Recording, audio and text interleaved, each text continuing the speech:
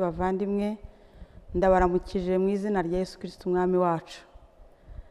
Rero uyu munsi tugiye kongera kuganira ku ijambo ry'Imana rivuga imbaraga z'Imana ikiza. Imbaraga z'Imana ikiza. Dufite Imana ifite imbaraga nyinshi, dufite Imana ikiza. Uwiteka Imana yacu ni Imana ikiza, ni Imana ibasha gukiza ibyo dutekereza byose. Ni Imana ikiza indwara, ni Imana ikiza mu byago, ni Imana ikiza mu makuba, ni Imana ikiza mu bigeragezo, ni Imana ikiza umuntu aho abitekereza, ni n'Imana ikiza umuntu aho atabitekereza, ni Imana ikiza umuntu aho abona bishoboka, ni Imana kandi ikiza umuntu aho abona bigaragara nk'ibidashoboka. Imana yacu ni Imana ifite imbaraga, ni Imana ishobora byose. Imana yacu ishobora byose. Uwiteka ni Imana ishobora byose. Rero ubwo dufite Imana ishobora byose, nyamara hari n'izindi mana, ari ibigirwamana, ibyo abantu bamwe bita Imana, ibyo abantu bamwe basenga bitari Imana ifite imbaraga, ibyo nabyo bakabyita Imana, ariko ibyo byo nta mbaraga bifite, ntago bishoboye, ntibishobora byose, ntago bifite ubushobozi. Turaganira ijambo ry'Imana rivuga ku mbaraga z'Imana ikiza twifashishije n'ubundi Bibiliya. Bibiliya niwo muyoboro, nkunda kubivuga mu nyigisho njya ntanga. Iyo umuntu atayobowe na Bibiliya avuga ibijyanye n'amarangamutima ye, akavuga ibitekerezo bye, ariko iyo tuyobowe n'ijambo ry'Imana tuvugira mu ijambo ry'Imana, tugasobanukirwa kandi mu ijambo ry'Imana ibyo tuvuga. Reka rero twifashishe icyanditswe kiri muri Bibiliya, muri Daniyeli ibice 3. Daniyeli ibice 3 turagenda twifashisha imirongo imwe n'imwe. Ni inkuru ndende, ni igice kinini, ntago nagisoma cyose ngo nyirangize, ariko turagenda dufatamo imirongo imwe n'imwe. Reka tubanze dusenge. Mana ishobora byose yaremye isi n'ijuru, Imana ibasha gukiza, ifite imbaraga n'ubutware n'ubushobozi, Imana y'urukundo rwose n'imbabazi nyinshi n'ubuntu butagereranywa. Twongeye guca bugufi imbere y'amaso yawe tugushima, tuguhimbaza, tuvuga gukomera kwawe, tuvuga kuri Imana ikiza, tuvuga kuri Imana ishobora byose. Ni wowe waturemye kandi waremye isi n'ijuru, urema ibirimo byose, urema inyanja n'ibyuzuyemo byose, ibigaragara n'ibitagaragara. Uri Imana rero, nta yindi Mana iriho, nta n'indi Mana yigeze kubaho, ndetse nta n'Imana izigera ibaho itari wowe Uwiteka. Izina ryawe rishimwe kandi rishyirwe hejuru muri byose, mu izina rya Yesu Kristo umwami wacu, amen. Ijambo ry'Imana dusoma mu gitabo cya Daniyeli ibice 3 duhereye ku murongo wa 12, iravuga ngo nuko rero hariho abayuda wahaye gutwara igihugu cy'i Babuloni, ari we Sadurake na Meshake na Abedenego, batakwitayeho Nyagasani, ntibakorera imana zawe, kandi banze kuramya cya gishushanyo cy'izahabu wahagaritse. Iyi nkuru itubwira ku basore b'Abayuda, Sadurake na Meshaki na Abedenego. Aba Bayuda bari abanyagano mu gihugu cy'i Babuloni, mu gihugu cy'Abakaludayi. Iki gihugu cy'Abakaludayi ni igihugu kitarimo kubaha Uwiteka, ni igihugu basengaga imana z'ibigirwamana, izo biremeye bazibaje mu biti, izo babumbye, izo uko babyumva, ibiti bitoshye, aho uko bumvaga bashaka gusenga niko basengaga, ariko ntibari bazi gusenga Imana nyakuri, ntibari bazi gusenga Imana ifite imbaraga zikiza, imbaraga zitabara, Imana ishobora byose yayindi twavuze mbere. Nebukadineza niwe wari umwami wabo. Nebukadineza yari umwami w'i Babuloni, basenga ibishushanyo. Noneho muri iyi nkuru ahangaha, igishushanyo cyari kigezweho nicyo Nebukadineza ubwe yari yakoze n'intoki ze, cyari igikorano cy'umwami. Nebukadineza amaze gukora kino gishushanyo ngo akijyana mu kibaya cya Dura. Ahangaha Nebukadineza yari yatumiye abantu benshi b'amoko atandukanye, bavuga indimi zitandukanye, baturuka mu bihugu bitandukanye yayoboraga. Nebukadineza yari umwami wubashywe cyane mu bihugu bye yayoboraga. Ariko noneho icyo gihe amaze gukora igishushanyo mu izahabu, ngo agitereka muri icyo kibaya cya Dura. ategeka yuko bahamagara abaturage bose, kandi muri abo baturage bose, muri abo bose bitabiriye iyo gahunda yo mu kibaya cya Dura, aho igishushanyo cya Nebukadineza cyateretswe, hari harimo abayuda. Yesu nashimwe. Aba bayuda bari batandukanye n'abakarudaya, ariko bari mu gihugu cyabo, mu gihugu cy'abapagani, mu gihugu cy'abatizera. Hari haragezemo ubwoko bw'abantu bizera Imana nyakuri, bizera izina ry'Uwiteka. Bari ubwoko bwa bundi Imana yakuye muri Egiputa, bari ubwoko bwa bundi Imana yahaye isezerano kuri Aburahamu. Bari abantu bafite amateka y'Imana ishobora byose, ariko bisanga ari abanyagano mu gihugu cy'abakarudaya i Babuloni. Rero Nebukadineza atanga itegeko, aravuga ngo abantu bose bajyaho igishushanyo nabaje kiri, igishushanyo nakoze mu izahabu, aho kiri mu kibaya cya Dura. Baragenda ngo bose bakoranyirizwa hamwe muri icyo kibaya. Bageze muri iki kibaya rero nibwo aba bayuda nabo bari barimo, bari bitabiriye iyo gahunda nabo, kuko bari bari mu gihugu, bari imbere y'abantu bakomeye, abantu ngo abakuru b'intebe zose z'ubwami, ngo ndetse n'abantu bari bafite impano zitandukanye, bazi kwiruka, bazi kuririmba, bazi gukora ibiki, bose bari bari aho ngaho. Abantu bose ubwami bwa Nebukadineza bwatekerezaga yuko ari abantu bubashywe, bari batumiye, ariko n'abaturage muri rusange bari batumiwe, na ba Sadurake nabo bari bahari. Rero Bibiliya iravuga rero ahangaha ku murongo wa 12 ngo nuko rero hariho abayuda wahaye gutwara igihugu cy'i Babuloni.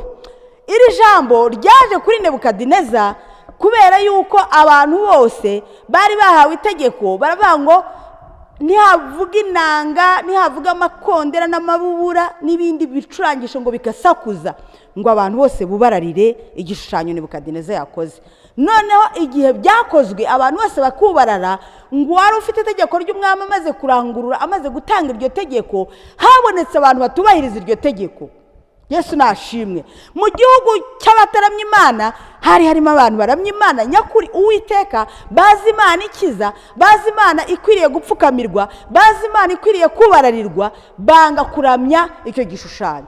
Itegeko ry'umwami baba bararyishe, ariko noneho haboneka abantu bajya ku mwami rero bamubwira aya magambo, baravuga ngo hariho abayuda wahaye ndetse no gutwara mu gihugu, wabahaye umugisha, wabahaye icyubahiro, ariko noneho bo ntago bubahirije itegeko ryawe. Babavuga n'amazina, barabavuga ngo ni Sadurake na Meshake na Abedenego. Ntago bubashye Nebukadineza we, ntago bubashye itegeko ryawe, dore baryishe, ntago bakwitayeho, kandi we wabahaye ubutware, warabibutsa ari abanyagano ubaha ubutware. Ariko reka nkubwire, abantu bari bafite Imana mu mitima yabo, bafite Imana nyamana, bazi izina ry'Uwiteka Imana ikomeye, ntago bashoboraga kubararira igishushanyo kibajwe gikozwe n'intoki z'abana b'abantu, ngo kubera yuko bafite ubutware. Aba bantu bari barasobanukiwe Imana. Yesu nashimwe. Bari bazi agaciro k'Imana basenga, ntago bahinduwe n'ibihe, ntago bahinduwe n'itegeko ry'abantu, ntago bahinduwe n'iterabwoba, ntago bahinduwe n'ibyasakuzaga mu matwi yabo ngo avuge ngo ngaho mwese nimubarara, kandi bari babizi neza yuko bari ku karubanda, abantu bose babahanze amaso. Yesu nashimwe. Nebukadineza yakoze igishushanyo, kandi Nebukadineza mbere na mbere yari yaciye no ku itegeko. Iyo dusomye mu gitabo cyo Kuva ibice 20 dusanga Imana ubwayo Uwiteka yahaye Mose amategeko, aravuga ngo uzajye ntimukiremera izindi mana, muzajye musenga Imana imwe gusa, ariyo jyewe, ndi Imana ifuha. Ntimukiremera izindi mana ngo muzikubita imbere muzisenge. Rero aba bahungu, aba basore b'Ubuyuda, b'Abayuda, bari basobanukiwe neza amategeko y'Imana, bari bazi neza yuko ikizira gikomeye imbere y'Imana ari ukuramya izindi mana, cyane cyane Imana z'inkorano. Yesu nashimwe. Nebukadineza rero yari yishe itegeko, arema igishushanyo, arangije yica itegeko, ategeka n'abantu bose ayobora kugisenga, kukiramya, kucyubararira. Reka dusome umurongo wa 16, turavuga ngo Saduraka na Meshake na Abedenego 15 ariho duhitangirira, haravuga ngo nuko noneho nimwumva amajwi y'amahembe n'imyirongi n'inanga n'isambuka n'amabura n'amakondera n'ibintu by'ubwoko byose bivuga, mukemera kubarara hasi mukaramya igishushanyo nakoze, ni byiza. Ariko nimutakiramya, ako kanya murajugunywa mu itanura ry'umuriro ugurumana. Mbese Imana iri bubakize amaboko yanjye ni iyihe? Nebukadineza mu bubasha bwe, mu bushobozi bwe, mu gihugu ayobora, mu cyubahiro cye nk'umuntu, yumvaga neza yuko aba bahungu agomba kubaha romarike, agomba kubihanangiriza bakaramya igishushanyo cye. Ndetse yumvaga ari umunyabubasha, atangira kubabaza ati ese nimutabikora ko mbajugunya mu itanura ry'umuriro, Imana iri bubakize amaboko yanjye ni iyihe? Yesu ashimwe. Uyu mugabo yari yibonye ukuntu bitari byo, ntabwo yari yarigeze asobanukirwa ko hari Imana ifite imbaraga zikiza, ariko yari yibeshye ku bantu abwira. Saduraka na Meshaki na Abedenego ntabwo ari abantu bo gupfa kubwira yuko uri bubice, yuko uri bubatwike nibaramuka badakoze ibyo ukora, kandi bigamije kutubaha Imana. Imana biringiye, Imana bamenye, Imana ifite ububasha, Imana y'ubushobozi. Ntabwo byari byoroshye kubikura muri abo bahungu babifite mu mutima. Rero yabateye ubwoba cyane, arababaza ngo ese Imana iri bubakize amaboko yanjye ni iyihe? Ariko mu ijuru hari Imana yumva ibyo Nebukadineza avuga, hari Imana aho hafi, hari Imana irimo kwitegereza imigambi, hari Imana irimo kwitegereza ibyo babwira, hari Imana yumva. Bene data nshuti bavandimwe, niyo tunyura mu bibazo, niyo turi mu bigeragezo, niyo turi mu miruho, niyo turi mu mihati, niyo ubona bidashoboka, aho hafi yawe hari Imana. Yesu nashimwe. Hafi yawe aho haba hari Imana, hari Imana ikiza, hari Imana itabara mu byago no mu makuba, hari Imana idaterwa ubwoba n'ibihe, hari Imana idahindurwa n'amagambo, hari Imana idatinya n'ibishoboka, hari Imana idatinya byacitse. Yesu nashimwe. Aba bahungu baramwumva, Meshaki na Saduraka na Abedenego bumva Nebukadineza, imitima yabo ibemeza yuko uyu mugabo avuze amagambo y'imfabusa. Barabanza baramubwira Nebukadineza we, nta mpamvu yo kugusubiza iryo jambo, ku murongo wa 16. Ariko barangije baramubwira ngo niba ari ibyo Imana yacu dukorera ibasha kudukiza mu itanura ry'umuriro ugurumana, kandi izadukiza ukuboko kwawe nyagasani. Haleluya. Baramubwira ngo Imana yacu dukorera, Imana yacu dufite mu mitima, Imana yacu twamenye, tuzi neza yuko ari Imana ibasha gukiza, ifite imbaraga, ntiyimirwa n'urupfu, ntitinya ibyago, ntitinya amakuba, ntitinya imisozi, ntitinya ibibaya, ntitinya inyanja. Iyi Imana twamenye yambukije basogokuruza mu nyanja itukura, Imana yabagaburiye manu mu butayu, Imana yabahaye amazi yo mu rutare. Iyi Imana twege tuzi mu mitima yacu. Nebukadineza, iyi Imana ibasha kudukiza. Ariko bavuga ijambo rikomeye ngo naho itadukiza, naho itadukiza itanura uvuga, naho itadukiza uko kuboko kwawe gukomeye kuko uri umwami w'i Babuloni, twege ntabwo turi bwubararira Imana zawe. Yesu ashimwe. Kubaha Imana no kuyimenya ni ukumenya imbaraga zayo, ni ukumenya Imana mu bushobozi.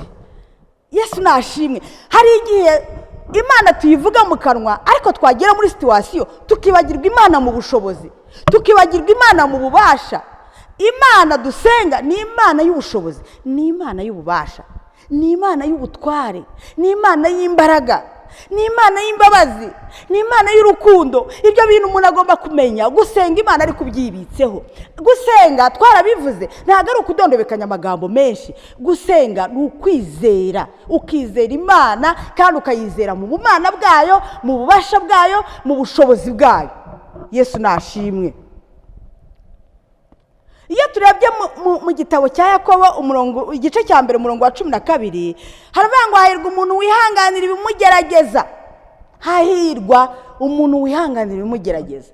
Bene data nshuti bavandimwe, mu bihe turimo ni ibihe bisa naho bigoye pe, ni ibihe bigoye aho abantu bibitseho n'amasezerano utamenya aho bayakuye, aho abantu bumva neza yuko ubwo asenga atazageragezwa, asenga ntazahura n'amakuba, ubwo asenga ntazarwara, ubwo asenga ntazakena. Ariko reka mbabwire, ijambo ry'Imana riratubwiye ngo hahirwa umuntu wihanganira ibimugerageza.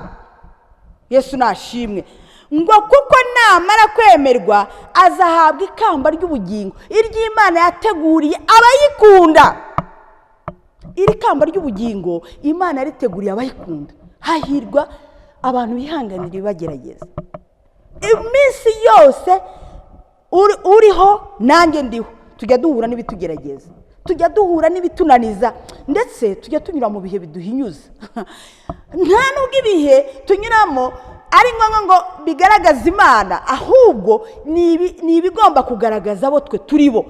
Iyo unyuze mu gihe, ni igihe kiba gishaka kugaragaza uwo uri we. Ese urinde ubundi wowe unyura muri icyo gihe? Ibihe urimo ni ibihe bigomba kukugaragaza, kuko Imana yo ntizahindurwa n'ibihe urimo, ntizahindurwa n'uko wananiwe, ntizahindurwa n'uko wabishoboye. Imana ihora ari Imana. Ariko ahubwo Meshaki na Saduraka na Abedenego imbere ya Nebukadineza, imbere y'abaturage b'i Babuloni, imbere y'abakuru n'abanyacyubahiro bari bahari mu kibaya cyadura cyuzuye abantu, imbere y'igishushanyo cyakozwe na Nebukadineza, bagaragaje abari bo. Bagaragaje ko ari abantu bafite Imana, bagaragaje ko ari abantu bubaha Imana, bagaragaje ko ari abantu badakangwa n'ibihe, bagaragaje ko ari abantu badahindurwa n'amakuba, bagaragaje abari bo. Ugomba kugaragaza uwo uriwe no mu bihe. Yesu nashimwe. Imana yo ifite umwimerere wayo w'imbabazi, w'urukundo, ntihindurwa n'ibihe. Ariko hahirwa abihanganira ibagerageza. Abakoreno, urwandiko Pawulo rwa kabiri yandikiye Abakoreno, ibice 4:8, haravuga ngo dufite amakuba impande zose. Niko Pawulo yandikiye Abakoreno. Dufite amakuba impande zose. Ariko icyambere, ntidukuka umutima. Kunyura mu makuba ntidukuka umutima. Gumukuri wamenye Imana ifite imbaraga, ifite ubutware, ifite ubushobozi, igira imbabazi, igira urukundo, ibifitiye wowe, wikuka umutima. Icya kabiri, ngo turashobewe ariko ntitwihebye. Yesu nashimwe. Gushoberwa kubaho, yewe muri iyi si gushoberwa kubaho, ariko gushoberwa ntigutume ukuka umutima. Ijambo ry'Imana rivuga ngo turinde imitima yacu kuko ariho iby'ubugingo bikomoka. Gushoberwa kubaho, ureba ibintu bikagushobera, ureba abantu bakagushobera, ureba ibiriho bikagushobera, ureba ibyago bikagushobera, ureba ibintu bigukikije nabyo bikagushobera, ariko gushoberwa ni kugukura umutima. Haravuga kandi ngo turarengana ariko ntiduhanwa. Usomira ijambo neza, Abakoreno ba kabiri ibice 4:8, ngo turarenganwa ariko ntiduhanwa. Ninde se yakubwiye ko utazarengana uri muri iyi si? Muri iyi si abantu bajya barengana. Imana yakurinze uyu munsi nturengane, izakomeze kukurindana nturengane. Ariko nurengana uzamenye ko bibaho. Turarengana ariko ntiduhanwa.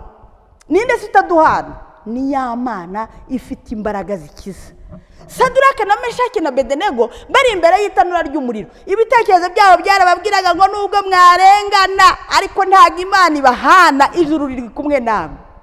Uwamuye umunsi muri kino gihe turimo n'ubu ngubu, hakaboneka abantu bafite kwizera nk'uko Saduraka na Meshaki na Abedenego, abantu bumva yuko Imana yo mu ijuru iri hafi yacu. Imana iri hafi yacu. Aho ngaho nyine, aho hafi, aho ubona bikomeye, aho ngaho Imana irahari. Yesu ashimwe. Aho ubona bidashoboka, aho Imana irahari. Yesu nahabwa icyubahiro. Navuga ngo dukubitwa hasi ariko ntidutsindwa. Gukubitwa hasi rero ntago ari abantu benshi bagiye batinya gukubitwa hasi, ndetse bakubitwa hasi bakumva bamwaye, bakumva basebye, ndetse n'abandi bakabatekereza ukundi, kuko hari abantu nababwiye, hari abantu bafite amasezerano sinzi ahantu bayakuye, kuko ngo umuntu w'Imana atakubitwa hasi. Ariko Pawulo yabibwiye Abakoreno ngo dukubitwa hasi ariko ntago dutsindwa. Ikibazo si ugukubitwa hasi, ariko ikibazo ni ugutsindwa. Yesu nashimwe. Dufite Yesu dutsindishiriza, dufite Imana iri mu ijuru dutsindishiriza. Saduraka na Meshaki na Abedenego bari babifitemo ibyiringiro, baravuga ngo nubwo twakubitwa hasi, nubwo twajya mu itanura ry'umuriro, Imana yacu ibasha kudukiza. Ariko nubwo itadukiza, ntituri bwubarare igishushanyo, baramaramaza. Turasabwa kumaramaza muri situwasiyo zose tuba turimo. Ibyo unyuramo si cyo kibazo. Ikibazo binyuramo gute? ese wizera ko dufite Imana ifite imbaraga zikiza muri buri kintu cyose, ahantu hose? Nta hantu Imana itagera, nta n'ikintu Imana itabona. Baba we, Imana yacu ni umuriro ukongoza. Saduraka na Meshake na Abedenego bari babisobanukiwe kuvuga ngo umuriro, wowe uravuga umuriro, dufite Imana y'umuriro. Daniyeli baramubwiye ngo jya mu rwobo rw'intare, aravuga mu rwobo rw'intare, intare y'umuryango wa Yuda irusha intare zose mutekereza. Yesu ashimwe. Ikibazo si intare, ikibazo ni ukumenya ko ufite Imana igukiza intare. Ikibazo si umuriro, ikibazo ni ukwibuka yuko dufite Imana yagukiza umuriro. Yesu nashimwe. Nta masezerano rero yo kudahura n'ibibazo dufite. Ako kantu ndagira ngo kanote. Nta masezerano yo kudahura n'ingorane ufite. Ninde yakubwiye? Ariko Yesu Kristo umwana w'Imana yaje mu isi, yahuye n'ibibazo bikomeye. Intumwa zahuye n'ibibazo bikomeye. Abantu benshi bahuye n'ibibazo bikomeye. Abizera Bibiliya itwereka bagiye bahura n'ibibazo bikomeye. Natwe tugomba kumenya ko turi mu isi y'ibibazo, ariko se ahubwo nubwo turi mu isi dufite Imana ikomeye, ifite imbaraga zikomeye, imbaraga z'Imana zikiza. Izo nizo tugomba kwiringira. Yesu nashimwe. Abaroma Pawulo yabandikiye urwandiko ku gice cyawo cya 5 umurongo wa 3 kugeza kuri 5, havuga ngo ariko si ibyo byonyine, ahubwo twishimira no mu makuba yacu. Ahangaha noneho iyo umuntu ahageze niho abantu bajya batekereza ngo ari kubanza abarokore baracanganyukiwe umukuntu, ari kubanza abantu bizera Imana nabo bashyiramo ibikabyo, kuko si ibyo byonyine navuze. Oya, ahubwo twishimira no mu makuba yacu. Iyo tugeze no mu makuba twe turishima. Yesu ashimwe. Imana yacu yahabwa icyubahiro. Uzi kwishima aho utagomba kwishima, uzi guseka aho utagomba guseka, uzi kuzamurira Imana icyubahiro ubona byakomeye. Ibyo nibyo Imana igutegerejeho no mu gihe nk'iki. Uzi kwihererana n'Imana ukayibwira ngo ndagushima, kandi ubona situation urimo igoye, ubone inzugi zisa naho zidadiye, ariko ibyo ngibyo nibyo Imana idutegerejeho. Twishimira no mu makuba yacu, ngo kuko tuzi ko adutera kwihangana. Burya makuba iyo yanyuzemo ugomba kuyakuramo igisubizo, ugomba kuyakuramo umusaruro. Ntago amakuba kuyanyuramo bizasiga udafite kwihangana, ubugize esheke. Ariko ahubwo ayo makuba agomba gusiga uri umuntu uzi kwihangana. Kandi uko kwihangana ntago ari ukwihangana k'umubabaro, si ukwihangana ko amarira gusa, si ukwihangana ko ikindi kintu, ahubwo ni ukwihangana gutera kunesha. Yesu nashimwe. Kwihangana gutera kunesha. Kunesha ibitugerageza. Ibyo bitugerageza, ibyo bidukikije, ibyo bidushyira mu gipimo, kwihangana kugatuma tubinesha. Kandi uko kunesha si uko ibindi byirato, uko kunesha si uko ibindi byivugo byacu ngo tugenda twivuga ngo twaranesheje, ahubwo ni ukunesha kudutera ibyiringiro, tugakomeza kwiringira iy'Imana. Za mbaraga twatangiraho tuvuga z'Imana ikiza. Meshake na Saduraka na Abedenego bakomeje kwiringira Imana yabo. Imana bamenye, kandi igihe bakomeje kuyiringira, bakomeje kwihangana, baranesheje. Ngo bageze mu muriro, umuriro bawuvuyemo, ngo kandi Nebukadineza babashyize mu muriro ahinduka umuhamya wo kubivuga ngo dore ni bazima, ngo harimo n'undi wa kane usa n'umwana w'intama w'Imana. Yesu nashimwe. Iyo tumaze kunesha, ibyiringiro byacu bihindukira n'abandi amashimwe.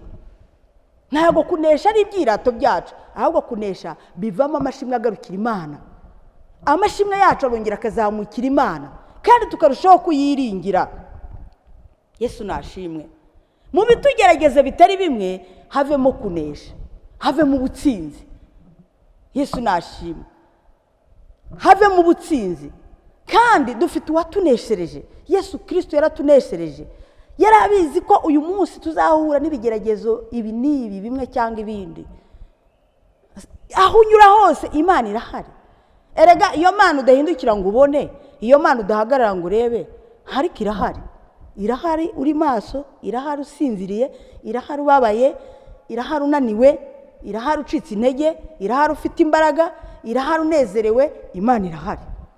Yesu nashimwe. Ndashaka ko dusoreza ku ijambo riri mu Baheburayo ibice 2 umurongo wa 18. Abaheburayo ibice 2 umurongo wa 18 haratubwira ngo kuko ubwo Yesu yababajwe kugeragezwa ubwe abasha no gutabara abageragezwa bose. Haleluya. Yesu ubwe yarababajwe abasha gutabara abageragezwa bose. Mwene data nshuti muvandimwe, ndashaka ko twumva iki kintu kimwe. Niba wizera Yesu, niba umukunda, ukwiye kumenya rwose yuko nawe yageragejwe, ko yababajwe. Uwo mwami, iyo Mana ifite ububasha n'ubushobozi ikageragezwa ibingana gutyo, ijambo ry'Imana ravuga ngo abasha no gutabara abageragezwa bose. Niki kiguteye ubwoba? Niki kiguteye ubwoba? Paulo yaravuze ngo niki cyantandukanya n'urukundo rwa Kristo? Ngo se ni inzara, ngo se ni urupfu, ngo ni ukurenganywa se, n'ibindi byinshi. Nta gikwiye gutuma dutandukana n'urukundo rwa Kristo, kuko Imana ubwayo ifite imbaraga zikiza. Uyu munsi ndagusaba kugira ngo urusheho kuyizera. Nanjye ndabyisabira kugira ngo imbaraga zo kwizera zikomeze kuba muri jye. Nawe imbaraga zo kwizera nizibe muri wowe. Wowe ukurikiye inyigisho, ni ukuri ndasaba kugira ngo Imana iguhe imbaraga zo kwizera, imbaraga zayo igushyiramo ibyo byiringiro by'uko ari Imana ifite imbaraga. Nta hantu kure cyane umuntu yagera Imana itabasha kumukura. Muri ibi bihe rero rushaho kumaramaza, rushaho kwegera Imana, rushaho no gutuza utegereza imbabazi zayo, kuko ni Imana ifite imbaraga, nta cyayinanira. Yesu nashimwe. Waba wakurikiye inyigisho umaze igihe ucitse intege, ariko ndagusabira kugira ngo Imana igusubizemo imbaraga.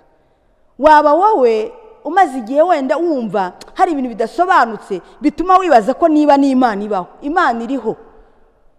Cyagiye bameshaki bajyaga mu itanura ry'umuriro, bakomeje kwizera ko iriho kandi basha kubakiza. Nawe uyu munsi byizere. Icyama uyu munsi mu bakristo, mu bizera, mu banyarwanda, mu bagabo, mu bagore, mu basore, mu nkumi, mu bantu b'ibyiciro byose, hakabonekamo abantu bafite kwizera kuvuga ngo Imana ibasha kudukiza. Haleluya. Imana ibasha kudukiza. Rero Yesu afite ubwo buntu bwo kugira ngo tugumane ibyo byiringiro. Niba wakurikiye inyigisho utarakira Yesu n'umukiza w'ubugingo bwawe, mu buzima bwawe, ndagusaba kugira ngo umwakire akugirire neza, kuko niwe ufite imbaraga zo gukiza. Uwiteka niwe wenyine ufite imbaraga zo gukiza. Yesu abaho umugisha. Mana Data, turagushimye kubw'uyu mwanya, turagushimye kubw'iri jambo. Niwe wenyine waturemye Mana, utumenya kera tutaranabaho. Uyu munsi turagushimira ijambo ryawe waduhaye kugira ngo turigenderemo, kugira ngo rituyobore. Turagushimira urugero rwiza rw'abayuda ba Sadurake na Meshaki na Bedenego, batigeze bakwihakana n'imbere y'umuriro uri mu itanura rigurumana, n'imbere y'amaboko akomeye ya Nebukadineza. Ntago bigeze bakwihakana, ntago bigeze batinyuka gukora ikizira imbere y'amaso yawe. Turakwinginze kugira ngo natwe duhe izo mbaraga zo kukwizera no kukwiringira, kandi dukomeze kuba abo wishimira, uduhe ibyiringiro, uduhe gukomerera muri wowe Mwami Yesu. Humugisha buri muntu wese akurikiza inyigisho, kandi utanga agakiza ku bantu bose bagakeneye, utanga imbaraga ku bantu bose bazikeneye, kandi yishurirwa n'ubwenge bikomeze kugwirira mu bantu bawe. Usabye twizeye mu izina rya Yesu Kristo Umwami wacu. Amen.